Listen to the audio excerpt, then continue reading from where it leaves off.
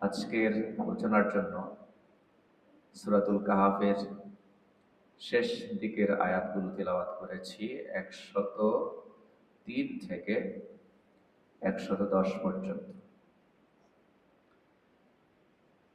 এই আয়াতগুলোতে আল্লাহ তাআলা মৌলিকভাবে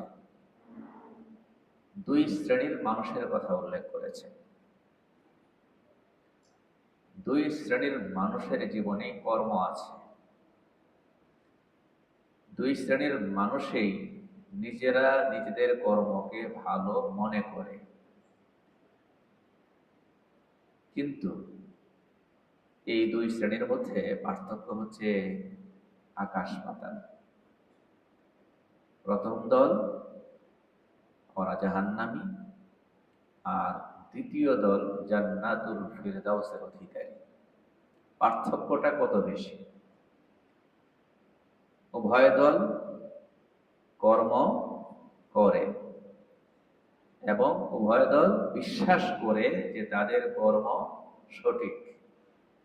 প্রথম দল তারাও বিশ্বাস করে তাদের কর্ম সঠিক, দ্বিতীয় দল তারাও বিশ্বাস করে তাদের কর্ম কি সঠিক। কিন্তু কিয়ামত দিবসে আল্লাহ তাআলা যখন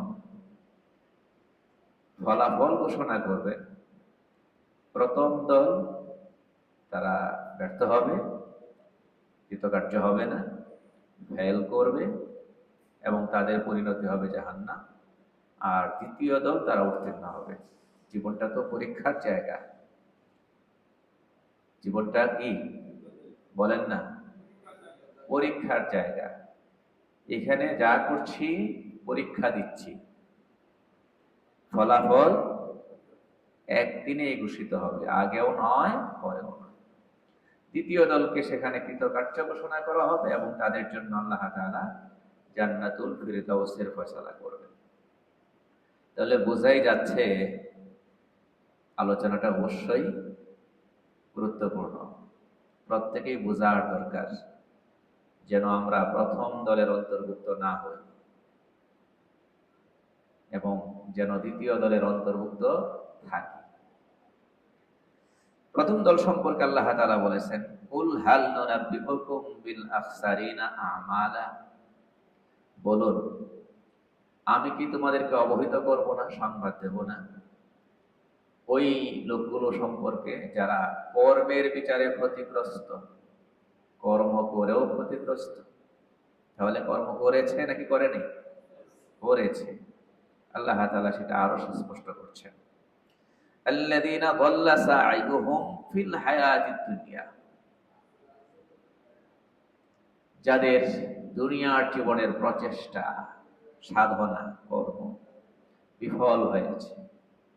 দুনিয়ার জীবনের চেষ্টা, কর্ম সফল হয়েছে নাকি বিফল হয়েছে? ব্যর্থ হয়েছে। ওয়াহুম ইয়াহসাবুনা আন্নাহুম ইউহসিনুনা সুনআ। অথচ তারা বিশ্বাস পোষণ করত যে তারা ভালো কিছু করছে। তাহলে কথার প্রমাণ পাওয়া গেল কিনা? প্রথম দল ভুল করছে বলে বিশ্বাস রাখতো নাকি তারা সঠিক কিছু করছে বলে বিশ্বাস রাখতো? তারা যা করছে সেটাকে সঠিক মনে করত। ভয়ঙ্কর জায়গাটা হলো এইখানে। বুঝতে পেরেছেন? নাকি চোরে চুরি করে, চোরে চুরি করে, কিন্তু সে বুঝে যে আমি কি করতেছি, ভুল কিছু করছি, অন্যায় কিছু করছি। তাহলে একদিন না একদিন এই চোর ফিরে আসার কি আছে? সম্ভাবনা আছে, ঠিক না? একটা মানুষ অভাবের তাড়নায় হয়তো ডাকাতি করে, সম্ভাবনা আছে কোনো না কোনো একদিন তওবা করে ফিরে আসবে। কারণ সে একদিক থেকে ডাকাতি করে আর একদিক থেকে বিশ্বাস রাখে আমি যে কাজটা করছি সেটা ভালো কাজ না, কি কাজ? মন্দ কাজ। এইরকম করে আমরা দেখি বেশিরভাগ পাপকে মানুষ পাপ বলেই কি করে জানে। ঘুষ গ্রহণ করে যে অফিসার, কর্মকর্তা, সে তো এই কথা জানে কাজটা কিনা ভালো না, এই জন্য কিন্তু বলে বেড়ায় না। ঘুষ গ্রহীত অফিসাররা কি বলে বেড়ায় যে আমি কিন্তু ভালোই ঘুষ খাই? বলে নাকি? প্রকাশ করেন। তাহলে বোঝা গেল ঘুষখোর সেও বুঝে কাজটা কি অন্যায়। তাহলে এই আয়াতে তাদের কথা বলা হয়, চোরের কথা বলা হয়নি, ডাকাতের কথা বলা হয়নি। ঠিক আছে, যারা বিবাহ বহির্ভূত নিজেদের চাহিদা পূরণ করে বাইরে গিয়ে, তারাও কি বুঝে কাজগুলো ভালো করছে না মন্দ করছে? মন্দ করছে। তারাও বুঝে কাজটা মন্দ করছি। তাহলে বোঝা গেল এই ব্যভিচারী লোক, ব্যভিচারকারী লোক, ব্যভিচারকারী নারী পুরুষ, তারাও এই আয়াতের অন্তর্ভুক্ত না। কারণ তারা তাদের কর্মকে কি মনে করে না? ভালো কিছু করছি মনে করে না।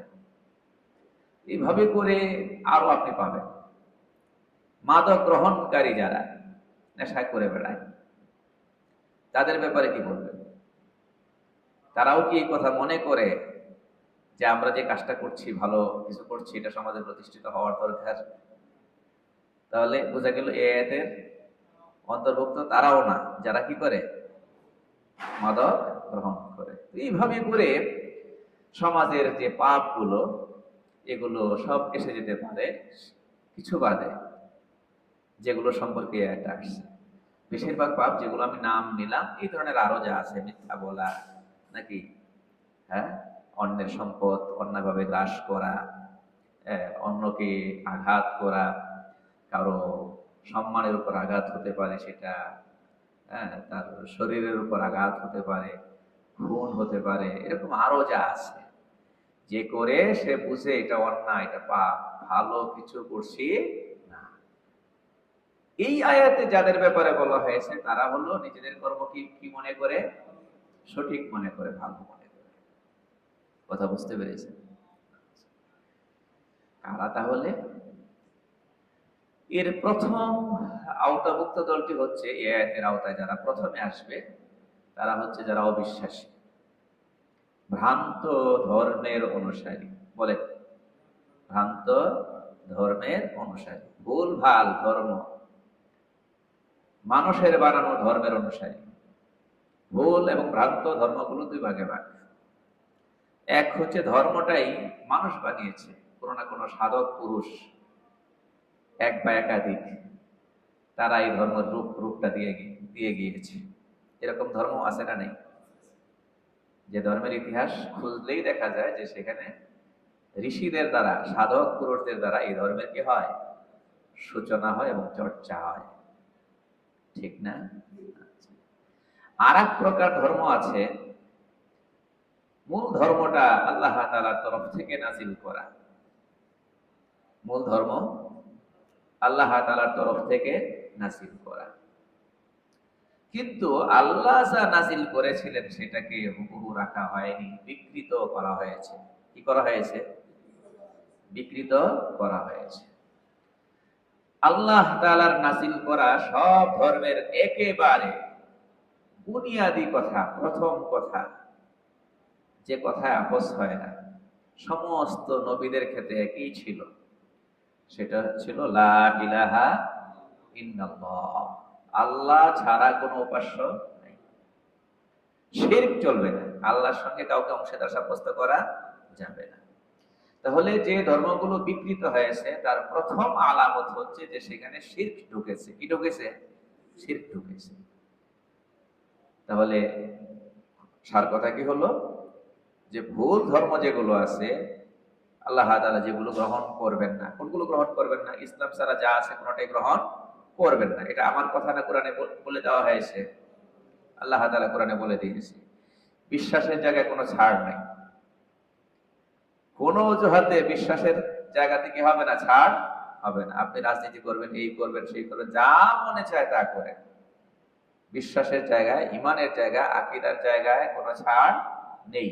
আল্লাহ তাআলা পরিষ্কার বলে দিয়েছেন, ওয়ামাই ইয়াবতাগি গায়রাল ইসলামি দীনান ফালাই ইয়াকবালা মিনহু। ইসলাম ব্যতীত অন্য ধর্ম যারা অবলম্বন করবে, দুনিয়াতে ধর্মকর্ম করার স্বাধীনতা সবারই থাকবে, কিন্তু ফলাফলের দিন, বিচার দিবসে ইসলাম ছাড়া অন্য কোন ধর্ম কশিন কালেও গ্রহণ করা হবে না। এর মানে ফলাফল জিরো। তাহলে ইসলাম ছাড়া সব ধর্মের ব্যাপারে এটা আল্লাহর ফয়সালা। এবং আল্লাহ তাআলা বিদায় হজের দিন যে আয়াত নাযিল করেছিলেন, এই আয়াতের উপর আলোচনা আমাদের পরে ইনশাআল্লাহ আসবে। আল ইয়াউমা আকমালতু লাকুম দীনাকুম ওয়া আতমামতু আলাইকুম নি'মাতি ওয়া রাদিতু লাকুমুল ইসলাম দীনা। আজকে তোমাদের জন্য আমি তোমাদের ধর্মকে পরিপূর্ণ করে দিলাম, ইসলামকে, আমার নিয়ামতকে কমপ্লিট করে দিলাম, পরিপূর্ণ করে দিলাম, এবং তোমাদের জন্য ইসলামকে আমি বাছাই করে নিলাম, পছন্দ করলাম, নির্বাচিত করলাম। আল্লাহ তাআলা এখানেও বললেন যে আল্লাহ নির্বাচিত ধর্ম কোনটা? বলেন কোনটা? ইসলাম।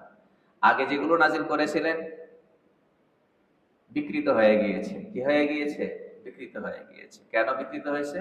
প্রথম কথাটাই, বুনিয়াদি কথাটাই নাই, যেটা আল্লাহ মাফ করবেন না। সেটা কোনটা? শিরক। কোনটা?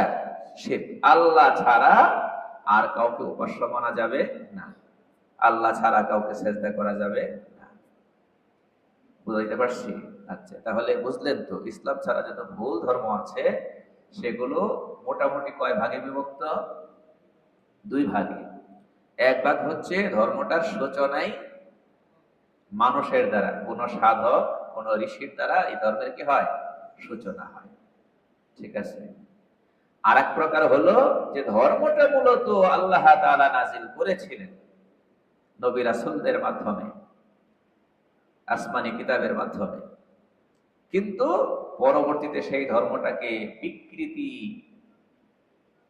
এর মধ্যে বিকৃতি সাধন করা হয়েছে, ধর্মটাকে হুবহু রাখা হয়নি। আল্লাহ যেমন নাজিল করেছিলেন তাও সেই দলা ধর্ম সেটা রাখা হয়নি। কথা বুঝতে পেরেছেন? তাহলে এই প্রথম দলের মধ্যে কারা আসলো? এক নম্বরে কারা আসলো? প্রথম দল বুঝতে পারছেন? এই আয়াতে যাদের ব্যাপারে বলা হয়েছে, যারা কর্ম করবে এবং নিজেদের কর্মের ব্যাপারে সুধারণা রাখবে, এদের এই আয়াতের আওতায় প্রথমে আসলো যারা ভুল ধর্ম পালন করে। বলেন, যারা ভুল ধর্ম পালন করে। কারণ তারা ধর্মকে ধর্ম মনে করেই করে, কিন্তু কিন্তু আল্লাহর কাছে এই ধর্ম কি হবে না? গ্রহণযোগ্য হবে না। এক। দ্বিতীয়ত, যারা নিজেদের কর্মকে ভালো মনে করে করে, কিন্তু আল্লাহর কাছে কর্মটা ভালো না, গ্রহণযোগ্য না, ফলাফল জিরো। এর মধ্যে আসবে যারা ধর্মটা তো সঠিকটাই গ্রহণ করেছে, কিন্তু ধর্ম পালন করতে গিয়ে মন গড়া কিছু রীতিনীতির আশ্রয় নিয়েছে। বলেন, মন গড়া কিছু রীতিনীতির কি নিয়েছে? আশ্রয় নিয়েছে। ধর্ম পালন করতে গিয়া মন গড়া রীতিনীতির আশ্রয় নিয়ে ধর্ম পালন করা, এটাকে বলা হয়, যে মন গড়া রীতিনীতিগুলো, এগুলাকে বলা হয় বিদআহ। শরীয়তের পরিভাষায় কি বলা হয়? বলেন, কি বলা হয়? বিদআহ। এটা বুঝতে হবে, না বুঝলে আমরা ওই দলের অন্তর্ভুক্ত হয়ে যাব। খুব গুরুত্বপূর্ণ কথাগুলো আমাদের সবারই বোঝার দরকার। রাসূলুল্লাহ সাল্লাল্লাহু আলাইহি ওয়াসাল্লাম নিজের দুনিয়ার জীবনের একেবারে শেষ প্রান্তে এসে একদিন মিম্বরে দাঁড়িয়ে তিনি খুতবা দিচ্ছিলেন। সাহাবায়ে কেরাম নবীজির এই দিনের খুতবা শুনে, খুতবা মানে নবীজির বক্তব্য, বুঝতে পেরেছিলেন নবীজি মনে হয় অন্তিম উপদেশগুলো, অন্তিম নসিহতগুলো করে যাচ্ছেন। নবীজির বিদায়ের সময়টা মনে হয় এসে গিয়েছে, এই জন্য শেষ কথাগুলো বলে যাচ্ছেন। সাহাবায়ে কেরামের অন্তর বিগলিত হয়ে যায় এবং চক্ষু অশ্রু সজল হয়, চোখে পানি নেমে আসে। বুঝতে পেরেছেন? এটা হাদিসে আছে। সেদিন আল্লাহ রাসূল সাল্লাল্লাহু আলাইহি ওয়াসাল্লাম যে কথাগুলো বলেছিলেন তার মধ্যে ছিল, মান ইয়াইশ মিনকুম বা'দি ফাসায়ারা ইখতিলাফান কাসীরা। আমার পরে যারা দুনিয়াতে বেঁচে থাকবে, আমি দুনিয়া থেকে বিদায় নেওয়ার পর যারা দুনিয়াতে বেঁচে থাকবে, তারা অনেক মত ভিন্নতা দেখবে। একদল এই করে, আর একদল এই করে। একদল এইটাকে বলে সঠিক, আর একদল বিপরীতটাকে বলে কি সঠিক। আছে না নাই? এই যে আমরা এই সত্য দেখলাম, আশুরা আমাদের কাছ থেকে বিদায় নিল। আশুরা কেন্দ্রিক সারা দুনিয়ার মুসলমানদের কার্য, মানে কাজগুলো একরকম না বহু রকম? কথা বলেন না? বহু রকম। আজকাল তো মিডিয়ার যুগ, মিডিয়া সেগুলো প্রচার করে। আপনারা দেখেছেন আশুরা উপলক্ষে অনেকেই অনেক কিছু করছে, আবার অনেকেই দৃশ্যমান কোনো কিছু করছে না। যারা দৃশ্যমান করছে তার মধ্যে এক নম্বর হলো যে মিছিল করেছে, তাজিয়া মিছিল, দেখেছেন না আপনারা? পুরুষ মহিলা তাজিয়া মিছিল, মিডিয়াতে খুব সেগুলো এসেছে। আবার অনেকেই খাবার রেঁধেছে, খাবার রান্না করে বিতরণ করেছে, আছে না না এরকম? আবার অনেক মুসলমান দৃশ্যমান কোনো কিছু তারা করেনি। ঠিক যদি আসর উপলক্ষে যতগুলো বক্তব্য এসেছে, যতগুলো বয়ান এবং আলোচনা এসেছে, সেগুলো যদি আপনি দেখেন তাহলে সেখানেও দেখবেন দুই রকমই এসেছে। ওই কেউ এই দৃশ্যমান কাজগুলোর পক্ষে বলেছে, আবার কেউ সেই দৃশ্যমান কাজগুলোর বিপক্ষে বলেছে। তাহলে মত ভিন্নতা হচ্ছে কিনা, এবং মত ভিন্নতার কারণে কাজের ভিন্নতাও হচ্ছে কিনা, বলেন হচ্ছে কিনা? হচ্ছে। এই কথা নবীজি বলে গিয়েছেন,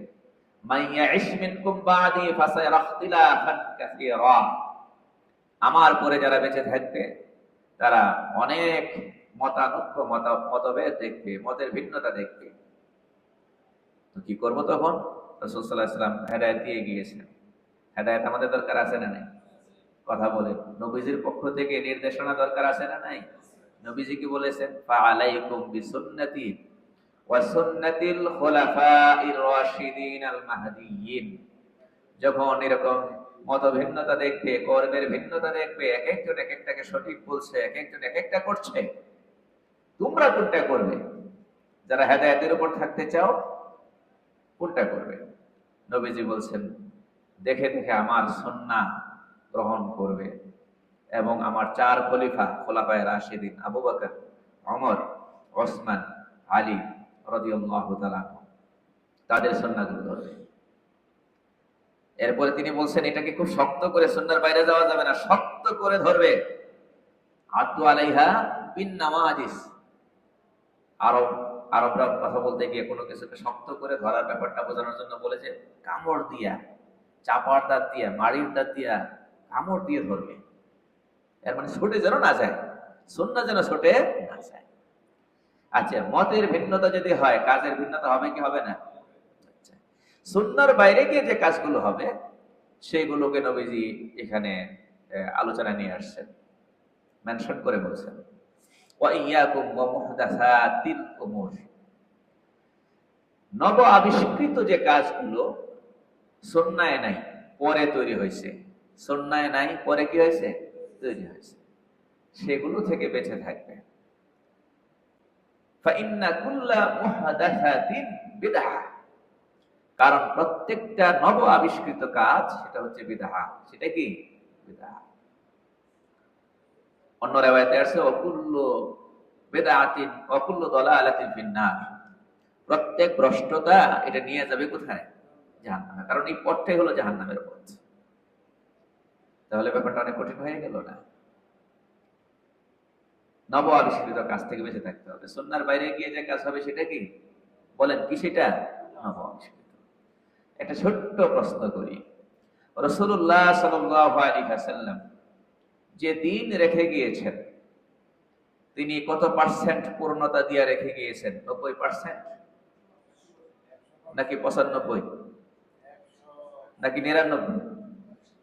বলেন 99, 99.99%, 99.99 এরকম কিছু, নাকি একেবারে 100, 100, যেটা আল্লাহ তাআলা নিজেই সনদ দিয়েছেন, আল ইয়াউমা আকমালতু লাকুম দীনাকুম ওয়া আতমামতু আলাইকুম নি'মাতি। আমি দিন কমপ্লিট করে দিয়েছি। আল্লাহর তরফ থেকে কমপ্লিট, নবীর তরফ থেকেও কি কমপ্লিট। নবীজি সীমানা নির্ধারণ করে দিয়েছেন, কোনো কিছু বুঝে না আসলে কোন পর্যন্ত যেতে পারবে বোঝার জন্য। সরাসরি আমার বক্তব্যে বোঝার চেষ্টা করবে, আমার আমল দ্বারা বোঝার চেষ্টা করবে। সেটা যদি না পারো তাহলে সাহাবাদের আমল দেখো, সাহাবাদের বক্তব্য দেখো।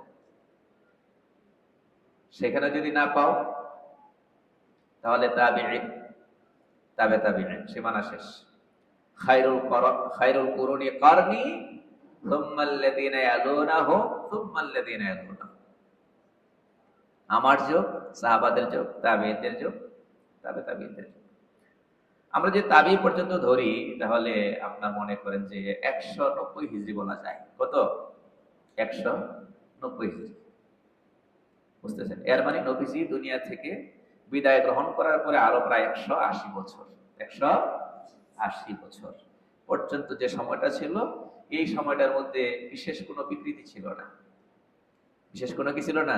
বিচ্ছিন্ন কিছু বিষয় থাকলেও সেগুলো যে ভুল, সেটা একেবারে কি আছে? আলোচনায় সুস্পষ্ট করে বলা আছে। কোনটা ভুল কোনটা সঠিক এরকম একটা ঘুষামিল ওই সময়টার মধ্যে কি ছিল না। ভুলটা ভুল, সঠিকটা কি সঠিক। কথা বুঝতে পেরেছে? তাহলে নব আবিষ্কৃত বিষয় কোনটা? সুদা বলতে পারি যেগুলো নবীর সময়ে ছিল না, সাল্লাল্লাহু আলাইহি ওয়াসাল্লাম, সাহাবাদের সময়ে ছিল না, তাবিঈনদের সময়ে ছিল না। খায়রুল কুরুন আপনি সর্বোচ্চ বলতে পারেন, তাবিঈনদের সময়ে ছিল না। এরপরে যা আসবে সেটাই হলো নতুন।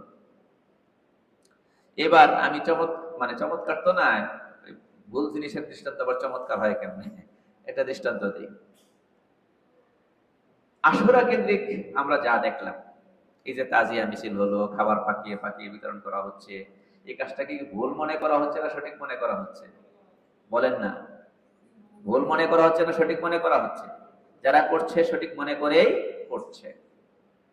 আচ্ছা, এখন যদি আমরা সেই মানদণ্ডে দেখি, কারবালার ঘটনা ঘটেছিল কত হিজরিতে? 61 হিজরিতে। কত হিজরিতে? 61। এর মানে নবীজি দুনিয়া থেকে বিদায় গ্রহণ করার পর আর 50 বছর এরপরে। সাহাবাদের যুগ কি শেষ হয়ে গিয়েছিল না? সাহাবা তখনও ছিলেন। সাহাবার যুগ শেষ হয়নি, সাহাবা তখনও কি ছিলেন। সাহাবা 110 পর্যন্ত ছিলেন, প্রায় কত? 110। তো এর মানে আরো 50 বছর। কারবালার পরে আরো 50 বছর পর্যন্ত সাহাবারা বেঁচে ছিলেন। সব সাহাবা না, কিছু কিছু সাহাবা বেঁচে ছিলেন, কেউ মারা গেছেন, কেউ বেঁচে ছিলেন। হ্যাঁ, তো আরো প্রায় 50 বছর পর্যন্ত কোনো না কোনো সাহাবা বেঁচে ছিলেন। এরপর তাবেঈন ছিলেন। এরপরে আরো আপনার মনে করেন 190 হিজরি বললাম না, প্রায় 190 হিজরি পর্যন্ত। সাহাবাদের পরেও আরো একটা লম্বা সময়, 110 থেকে আরো 80 যোগ করে 190 হয়, ঠিক না? আচ্ছা, হাসান রাদিয়াল্লাহু তাআলা, হোসেন রাদিয়াল্লাহু তাআলা, তাদেরকে মহব্বত করা, ভালোবাসা, এটা ইমানের অংশ। কিসের অংশ? বলেন, কিসের অংশ? ইমানের অংশ। নবীর পরিবারের প্রত্যেক সদস্যকে ভালোবাসা ইমানের অংশ।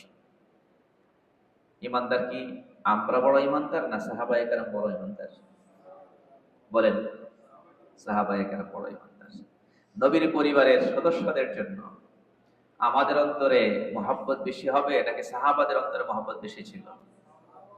এই বিশ্বাসের মধ্যে কোনো হেরফের আছে নাকি আমাদের? হ্যাঁ, তাবিঈদের বিশ্বাস আরো বেশি ছিল। এই ব্যাপারে অনেক দৃষ্টান্ত পাওয়া যায়, অনেক দৃষ্টান্ত পাওয়া যায়। বুঝতেছেন? কিন্তু আপনি দেখেন, এই কারবালার এই মর্মান্তিক ঘটনা সবার অন্তরকে ভেঙে দিয়েছিল, অন্তরকে কতটা ব্যথা দূর করেছিল, এগুলো তার বিবরণ প্রকাশ করা সম্ভব না, আর প্রয়োজনও নেই, আমরা কম বেশি অনুমান করতে পারি। কিন্তু লক্ষ্য করুন তো, এই 61 হিজরি পরে আরো কতগুলো আশুরা দিবস প্রত্যেক বছরে তো একবার এসেছে। সাহাবাদের সময় আসছে 50 বার, আসছে না কমসে কম? এরপরে তাবেঈনদের সময় আরো আসছে, আরো 80 বছর, 80 বার, ঠিক না? তাহলে বলতে পারি একটা প্রায় 130 বছরের মতো, 130 বারের মতো আসছে, বছর বছর বছর বছর। ওই সময়ে কি তারা কোনো কিছু করেছেন? আশুরা কেন্দ্রিক দৃশ্যমান কোনো কিছু করেছেন? তাজিয়া মিছিল, খাবার পাকিয়ে বিতরণ করা, কথা বলেন না, করেছেন? কেন করেননি? কেন করেননি? আর আমরা করলে কিসের ভিত্তিতে করছি? করেন নাই এই জন্য যে নবীজি সীমানা নির্ধারণ করে দিয়েছেন, ইসলাম আবেগে চলবে না, দলিলে চলবে। ইসলাম আবেগে চলবে না, কিসে চলবে? দলিলে চলবে। নিজেরা যেটাকে ভালো মনে করি সেটাই ভালো না, আল্লাহ এবং আল্লাহ রাসূল যেটাকে ভালো বলে স্বীকৃতি দেবেন বা দিয়েছেন সেটাই ভালো। আম্মা জান আয়েশা সিদ্দিকা রাদিয়াল্লাহু তাআলা আনহা বলেছেন, রাসূলুল্লাহ সাল্লাল্লাহু আলাইহি ওয়াসাল্লাম ইরশাদ করেন, মান আমিলা আমালান লাইসা আলাইহি আমরুনা ফাহুয়া রাদ্দুন।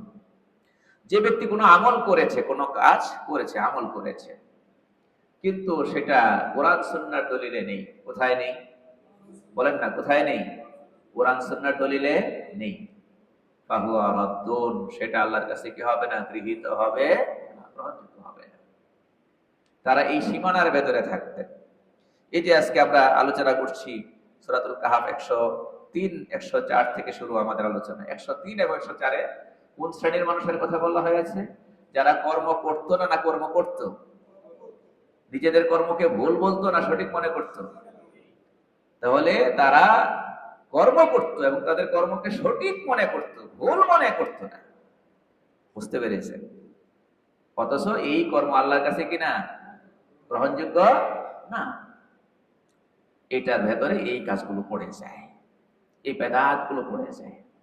এই জন্য ভালো করে শুনবেন, শয়তান ইবলিস আমাদের শত্রু না? ইবলিস আদম সন্তান গুনাহ করলে খুব খুশি হয়। একজন মানুষ নামাজ পড়ে নাই, খুশি হয়। একজন মানুষ মিথ্যা বলছে, সে খুশি হয়। একজন মানুষ চুরি করেছে, খুশি হয়। একটা খুনের ঘটনা ঘটে গেছে, অনেক খুশি। কোন একজন মানুষ নিজের স্ত্রীকে তালাক দিয়ে বসেছে, খুশি। কে খুশি? শয়তান খুশি। একজন মাদক গ্রহণ করেছে, শয়তান খুশি। যে কোনো পাপ সংগঠিত হলে কে খুশি হয়? শয়তান খুশি হয়। কিন্তু সবচেয়ে বেশি খুশি হয় কোন আমল করলে জানেন? কোন কাজ করলে? বেদাত কর্ম করলে। কোন কাজ করলে? বেদাত কাজ করলে। কেন?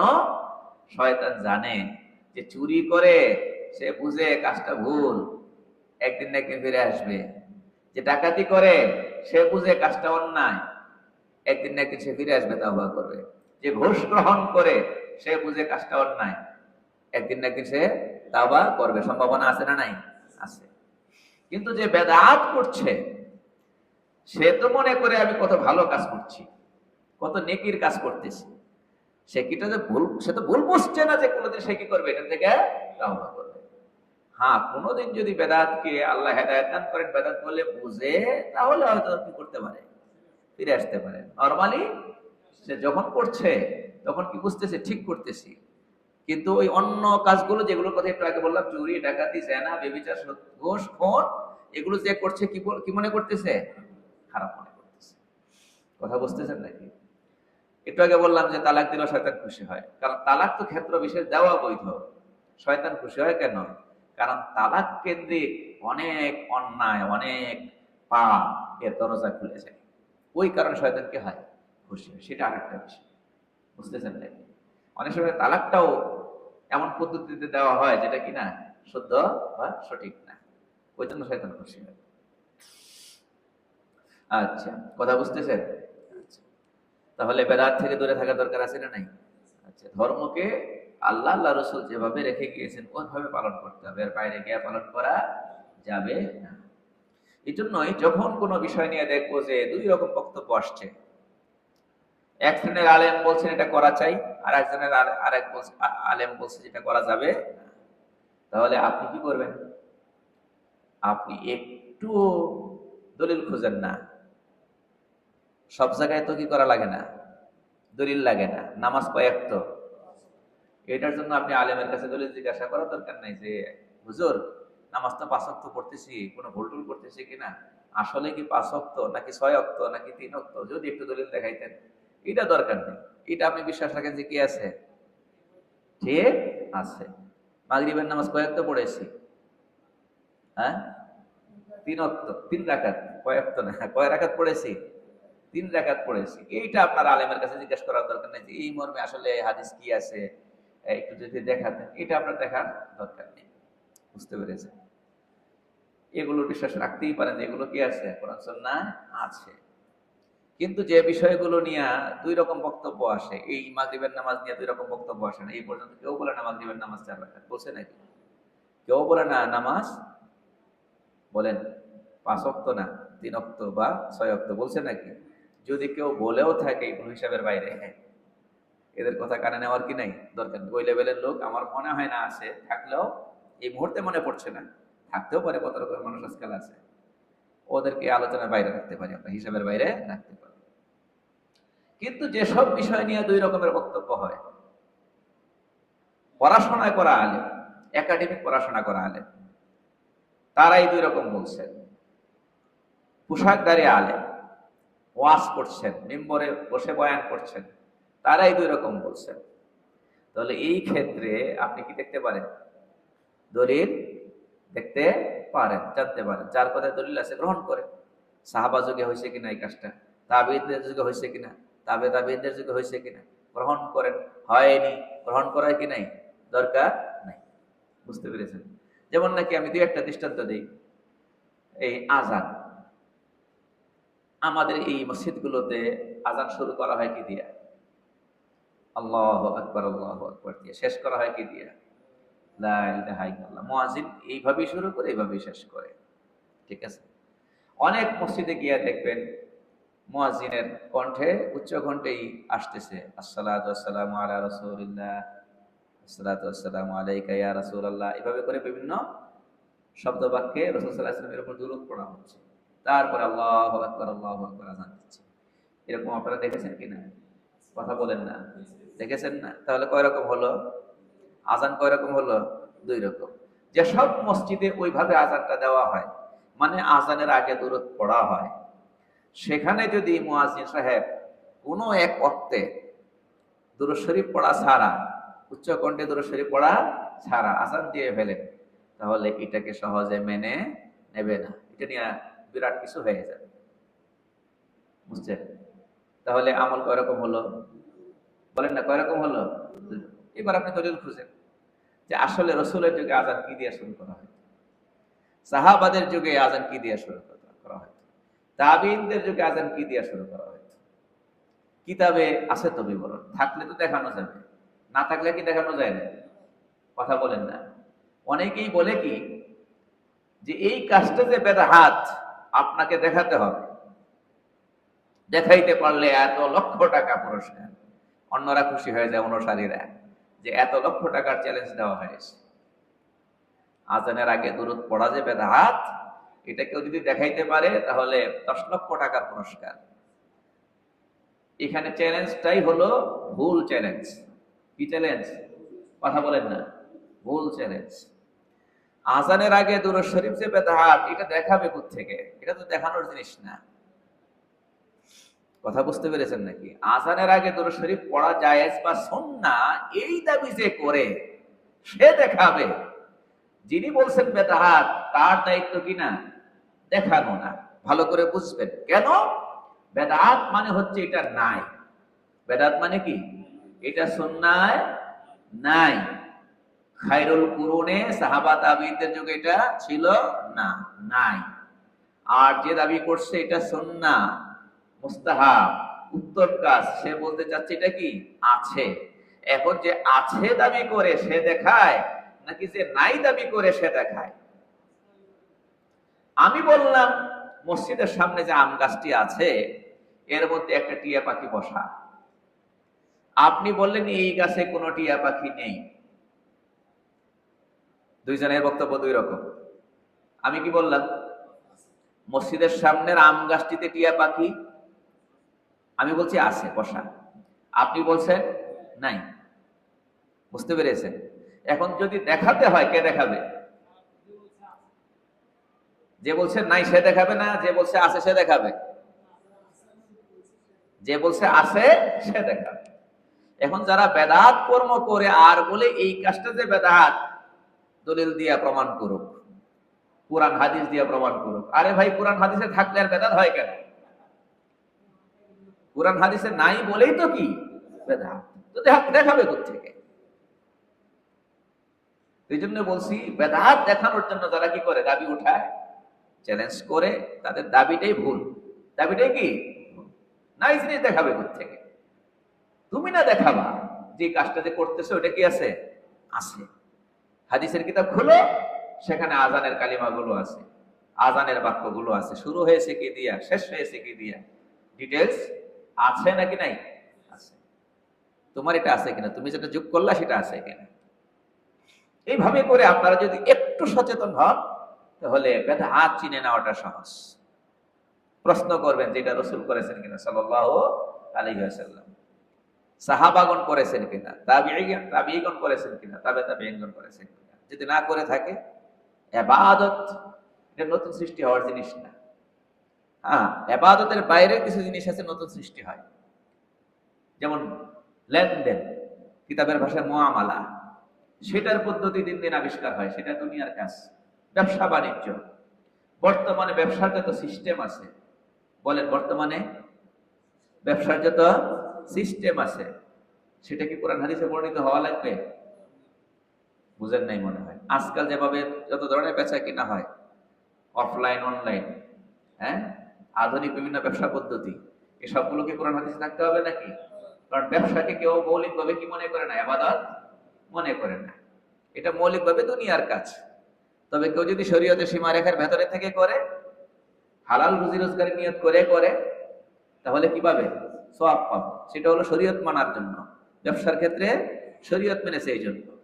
কিন্তু এই নয় যে খুদ ব্যবসাটা ইবাদত করলো, ইবাদত করলো, ব্যবসা ছেড়ে দিচ্ছে, সে ইবাদত করেনি, এটা বলা যাবে নাকি? বুঝেন নাই মনে হয়।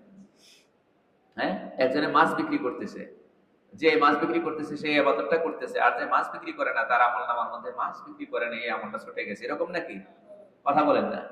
আর একজনে গোশত বিক্রি করতেছে, সে এই আমলটা করতেছে, আর যে গোশত বিক্রি করে না সে একটা আমল ছেড়ে দিতেছে, এই কথা বলা যাবে নাকি? বুঝতেছেন নাকি? বাজারে কত রকমের ব্যবসা চলছে, এগুলো মৌলিকভাবে কোনোটা এমন আমল না যে শরীয়ত চায় তুমি সেই আমলটা করো, বরং শরীয়ত বলছে এগুলো তোমার দুনিয়ার কাজ, করো, প্রয়োজন হলে করো, যার যেটা দরকার সেটা করো। তবে করতে হলে কি করতে হবে? শরীয়তের সীমারেখার ভেতরে থেকে করতে হবে, বাইরে যাওয়া যাবে না। শরীয়তের সীমারেখার ভেতরে থেকে করলে, নিয়ত ঠিক থাকলে সব প্রাপ্ত হবে। কিন্তু ইবাদত কি আর নতুন করে সৃষ্টি হওয়ার জিনিস নাকি? কথা বলেন না। নামাজ কি আমরা নতুন কোন আইটেমের নামাজ বানাবো? বলেন। রুকুর মধ্যে কি কোনো বিশেষ সিস্টেম আমরা আবিষ্কার করতে পারবো? হ্যাঁ, পারা যাবে? জানাজার মধ্যে নতুন করে কোনো সিস্টেম আবিষ্কার করা আছে? রোজার মধ্যে বিশেষ কোনো নতুন সিস্টেম আবিষ্কার করতে হবে বা করার সুযোগ আছে নাকি? না। এজন্য বেদাতের সম্পর্ক কিসের সাথে? বলেন, ইবাদতের সাথে। কিসের সাথে? ইবাদতের সাথে। ইবাদতের মধ্যে নতুন কিছু হবে না, ইবাদত ফিক্সড। কে ফিক্সড করে গেছেন? রাসূলুল্লাহ সাল্লাল্লাহু আলাইহি ওয়াসাল্লাম। নবীজি নামাজ পড়েছেন, যেভাবে পড়েছেন এই নামাজই পড়ো, নতুন করে নামাজ বানাইও না। রোজা, নবীজি যা রোজার ব্যাপারে যা দিয়ে গিয়েছেন এর ভেতরে থাকো, নতুন করে রোজার কোনো পদ্ধতি আবিষ্কার করো না। বুঝতে পেরেছেন নাকি? এখন ওই বেদাত যারা বোঝে না, কয় নবীর যুগে সাহাবা যুগে যদি না থাকে তাইলে যদি বেদাত হয়, তাহলে বাসে চড়াও বেদাত, প্রাইভেট কারে চড়াও বেদাত। বেদাত বুঝছে নাকি? প্রাইভেট কারে চড়া কি আমল? ইবাদত। রিকশায় চড়া কি ইবাদত? হেলিকপ্টারে বিমানে চড়া কি ইবাদত নাকি? বল, এটা কি এরকম কিছু যে যে হেলিকপ্টারে চড়ে নাই তার জীবনের একটা আমল ছুটে গেছে বলা যাবে? ওটা দুনিয়ার কাজ, করলে করলা, না করলে প্রয়োজন থাকলে করো, না প্রয়োজন থাকলে করো না। তবে করলে কি কি মোতাবেক করবা? শরীয়তের সীমারেখার ভেতরে থেকে করবো, সেটা আর কিছু না। বেদাতের সম্পর্ক কিনা ওইগুলোর সাথে না, যেগুলো জাগতিক কাজ, হিন্দু মুসলিম, হ্যাঁ, সব শ্রেণীর মানুষে করে, দুনিয়ার কাজ হিসাবে করে, এগুলোর সাথে কিছু সম্পর্ক না। বেদাতের সম্পর্ক না। বেদাতের সম্পর্ক যেগুলো সরাসরি আমল, ইবাদত, ওগুলোর সাথে। কথা বোঝাতে পেরেছি? ছুটে গেলে কি ছেড়ে দিছি? আমল ছেড়ে দিছি। বুঝতেছেন? তাহাজ্জুদ পড়লে পড়লাম, আমল নামে উঠবে, না পড়লে কি বলা হবে? সে তাহাজ্জুদের আমল ছেড়ে দিচ্ছে, বলা হবে না? বলেন না, বলা হবে না? ইশরাক পড়লে পড়লাম, সওয়াব হবে, না পড়লে কি বলা হবে? উনি ইশরাকের আমলটা করেন না। বিতির নামাজ পড়লাম, পড়লাম, পড়লাম না, ছেড়ে দিলাম, ঠিক না? ছেড়ে দেওয়া হচ্ছে বলা হবে। বাকি ফরজ ওয়াজিব ছেড়ে দিলে গুনাহ হয়, আর বাকিগুলো ছেড়ে দিলে কি হয় না? গুনাহ হয় না। করলে কি হয়? সওয়াব হয়। বুঝতেছেন? কিন্তু ব্যবসা বাণিজ্য ছেড়ে দিলে এই কথা বলা হবে নাকি? আরে উনি মাছের ব্যবসাটা ছেড়ে দিয়েছে, উনি গোশতের ব্যবসাটা ছেড়ে দিয়েছে, তরকারি ব্যবসাটা ছেড়ে দিয়েছে, বলা হবে নাকি? ওগুলোর সাথে বেদাতের সম্পর্ক না। লেনদেনের সাথে, হ্যাঁ, জীবনযাত্রা স্বাভাবিক যে উপকরণগুলো আমরা ব্যবহার করি সেগুলোর সাথে বেদাতের সম্পর্ক। আবার আগের জায়গায় ফিরে আসি, আমি শুধু আপনাদেরকে মূলনীতি শেখাচ্ছি। সূরাতুল কাহফের শেষ দিকে আল্লাহ তাআলা কয় শ্রেণীর মানুষের কথা বলছেন? দুই শ্রেণীর মানুষের কথা বলছেন। এক শ্রেণীর মানুষ কারা? কুল হাল নুনাব্বিউকুম বিল আখসারিনা আমালা আল্লাযীনা দাল্লা সা'য়ুহুম ফিল হায়াতিদ দুনিয়া ওয়া হুম ইয়াহসাবুনা আন্নাহুম ইউহসিনুনা সুনআ। এরপরে আল্লাহ তাআলা আরো বলছেন, আমি কি তোমাদেরকে বলবো না ওই সমস্ত লোকদের ব্যাপারে যারা আমলের বিচারে ক্ষতিগ্রস্ত, আমলের দিক থেকে ক্ষতিগ্রস্ত, যারা যারা যাদের অবস্থা হবে এই যে যাদের কর্মগুলো বিফল হয়েছে, ব্যর্থ হয়েছে দুনিয়ার জীবনে, অথচ তারা ধারণা করতো তারা ভালো কিছু করছে। তাহলে এই আয়াতের আওতায় আমি বলেছিলাম প্রথমে আসে কারা? যারা ভুল ধর্ম পালন করে। বলেন, যারা ভুল ধর্ম পালন করে, ভ্রান্ত ধর্ম পালন করে, নাকি? আর দ্বিতীয়ত হচ্ছে যারা ইসলামই পালন করতেছে, তবে ইসলামের ভেতরে এমন এমন আমল তারা করছে যেগুলো মূলত কি দ্বারা প্রমাণিত না, কোরআন সুন্নাহ দ্বারা প্রমাণিত না। এই কাজগুলো যারা করে তারা কি মনে করে করে? ভালো কাজ মনে করে করে। এবং শয়তান এই কাজগুলো করলে খুশি হয় কম না বেশি? বেশি। কেন? এই কাজগুলো যারা করে তারা পাপ বোধ থেকে করে না, বরং মনে করে কি করছে? ভালো কাজ করছে, তওবা করবে না। চুরি করে, ডাকাতি করে, পাপ বোধ থেকে করে, পাপ বোধ তার ভেতরে থাকে এবং সে কি করতে পারে? একসময় তওবা করতে পারে। আল্লাহ তাআলা এই ধরনের কাজ থেকে আমাদেরকে হেফাজত করুন। তারপরে আরেক শ্রেণীর মানুষের ব্যাপারে আল্লাহ পাক বলেছেন, ইন্নাল্লাযীনা আমানু ওয়া আমিলুস সালিহাত কানাত লাহুম জান্নাতুল ফিরদাউসি নুজুলা। ইন্নাল্লাযীনা আমানু, যারা ঈমান এনেছে, ওয়া আমিলুস সালিহাত, এবং আমলে সালেহ করেছে। কি করেছে? আমলে সালেহ করেছে, নেক আমল করেছে, আমরা বলি সৎকর্ম করেছে। আল্লাহ বলেন তাদের জন্য রয়েছে জান্নাতুল ফিরদাউস নুজুলান, মানে মেহমানদারি স্থান হিসাবে, আপ্যায়নের জায়গা হিসাবে। জান্নাতুল ফিরদাউস, সেখানে মেহমানদারি হবে কি হবে না? বলেন না। তাহলে এখানে দ্বিতীয় দলের কথা বলা হয়েছে, আমরা এই দ্বিতীয় দলে থাকবো ইনশাআল্লাহ। দ্বিতীয় দল কারা? যারা ঈমান আনয়ন করার পর কি করেছে? আমলে সালেহ করেছে। আমলে সালেহের জন্য দুই শর্ত। আমলে সালেহের জন্য কয় শর্ত? বলেন, কয় শর্ত? দুই শর্ত। এক নাম্বার হচ্ছে নিয়ত খালেস হওয়া লাগবে। কি হওয়া লাগবে? বলেন, নিয়ত খালেস হওয়া লাগবে। দুই নাম্বার হচ্ছে তরিকা সহি হওয়া লাগবে, পন্থা পদ্ধতি কি হওয়া লাগবে? সহি হওয়া লাগবে। সহি মানে সুন্নাহ মোতাবেক হওয়া লাগবে। কি হওয়া লাগবে? একটা পাওয়া গিয়েছে, দ্বিতীয়টা পাওয়া যায় না, হবে না। কারণ প্রথমটা পাওয়ার পরে দ্বিতীয়টা পাওয়া না গেলে ওই প্রথম দলে চলে যেতে পারে। কারণ প্রথম দলেও তারা অনেক সময় ধর্ম পালন মনে করে যেহেতু করছে, ভুল ধর্ম হোক অথবা বেদাত কর্ম হোক, তারা কার জন্য করতেছে? কার সন্তুষ্টির জন্য? হ্যাঁ, আল্লাহকে যে নামই ডাকুক, আল্লাহ সন্তুষ্টির জন্য করছে না? কথা বলেন। তাহলে নিয়ত তো সেখানে পাওয়া গিয়েছে, পাওয়া যায় নাই কোনটা? রাসূল সাল্লাল্লাহু আলাইহি ওয়াসাল্লামের সুন্নাহ পাওয়া যায় নাই। কি পাওয়া যায় নাই? রাসূল সাল্লাল্লাহু আলাইহি ওয়াসাল্লামের সুন্নাহ পাওয়া যায় নাই। তাহলে আমলে সালেহ, আমাদের সমস্ত কাজগুলো আমলে সালেহ বানানোর জন্য সব সময় একটু একটু ফিকিরবান থাকতে হবে, একটু চিন্তা করে করে করতে হবে, যেন রাসূল সাল্লাল্লাহু আলাইহি ওয়াসাল্লামের সুন্নাহর বাইরে না আসে। বুঝতেছেন নাকি? আচ্ছা, সর্বশেষ একটা হাদিসের তরজমা করে দিয়ে আলোচনা শেষ করি।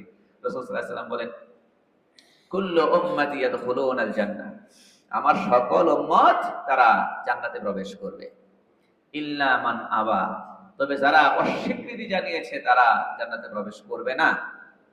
সাহাবায়ে কেরাম বললেন, ওয়া মান ইয়াবা ইয়া রাসূলুল্লাহ, অস্বীকারী আবার কারা? নবীজি বললেন, মান আতাআনি দাখালাল জান্নাতা ওয়া মান আসানি ফাকাদ আবা, যারা আমার সুন্নাহ মেনে চলে, যারা সর্বক্ষেত্রে আমার সুন্নাহ মেনে চলে, তারা হলো আমার অনুসারী, জান্নাতে প্রবেশ করবে। আর যারা আমার সুন্নাহর বাইরে চলে যায়, আবেগে, হ্যাঁ, মন করা ধর্ম পালন করে, রেওয়াজ আর প্রথার উপর চলতে থাকে, সুন্নাহর বাইরে চলে যায়, সতর্ক করা হলেও সতর্ক হয় না, তারাই মূলত আমাকে অস্বীকারী। আল্লাহ তাআলা আমাদেরকে জীবনের সব ক্ষেত্রে সুন্নাহ মোতাবেক চলার তৌফিক দান করেন। ওয়া আখিরু দাওয়ানা আলহামদুলিল্লাহি রাব্বিল আলামিন।